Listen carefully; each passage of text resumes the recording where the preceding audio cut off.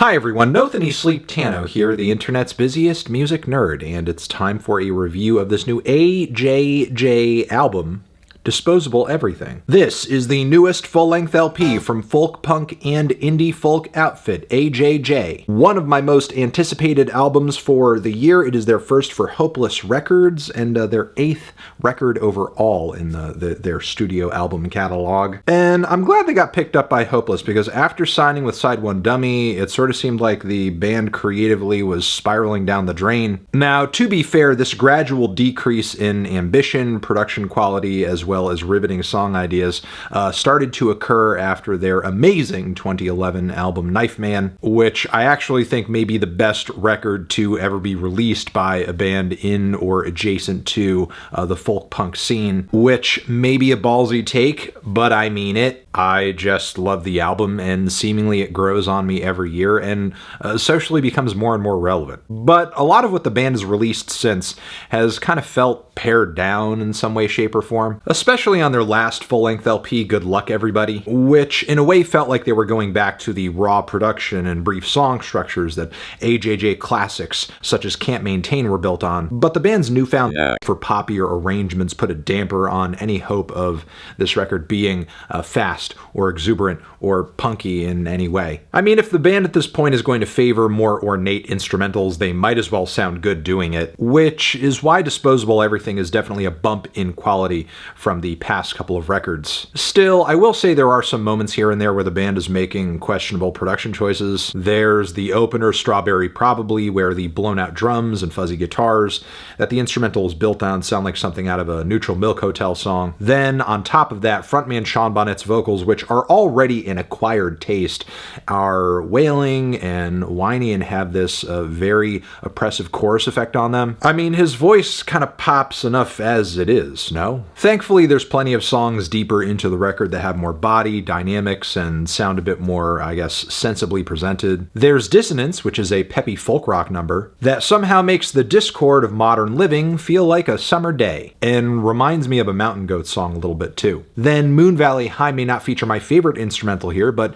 it certainly is a switch up with the glossy keys and dramatically strummed guitars on the verses, and the song also presents an interesting story of a friendship that could have been, with some dark details I won't spoil right now. The title track is a simple ballad with some lavish string arrangements. The chords may be gently strummed, but Sean's lyrics about us living in this dystopian garbage world, it's pretty bleak and hard-hitting. And Then White Ghosts is maybe the most genuinely pretty AJJ song that they've ever recorded, with a lot of elegant strings and pianos, so much for liking your pretty ugly. Plus these evocative images of ghosts floating on the water in the lyrics as a means of communicating these feelings of love, the kind of love that makes you want to be a better person. So to put it bluntly, there are truly some beautiful moments on this record. We are kind of getting a more tender AJJ this time around. But in the process of making this move, I think there are some moments where this project lacks a little teeth. For sure, there are witty and crass and rage bangers like Death Machine, whose opening lyrics are,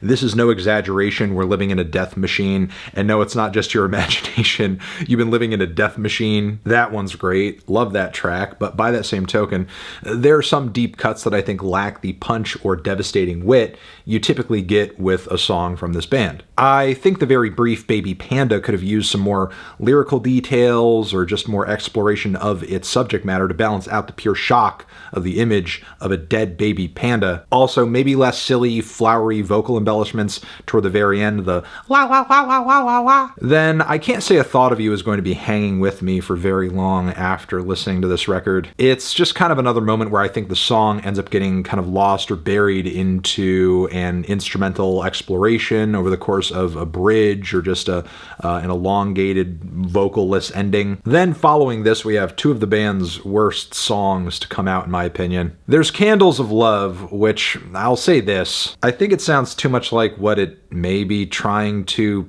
parody to the point where it feels like it's an advertisement for something. There's also I Hate Rock and Roll Again, which in the year 2023, there are lots of great and fair reasons to critique and pull apart rock music. But the lyrics on this track don't really get to the heart of any deep or interesting observations on the genre. And I'm not really sure if the Daniel Johnston and Neil Young callouts are all that warranted. When I think of the greater problems with rock music as a style, as a culture, as a movement, my mind doesn't really go to those two as like prime examples. And is this not also the band that once celebrated wanting to rock out in my dreams? The carefree bliss of rock music made sense on Christmas Island, but I guess not so much here. I'm not trying to freak over some perceived hypocrisy, though. I'm just saying that potentially great song subject matter, just not really dug into in any significant way. By comparison, Schadenfreude is a much more interesting meditation on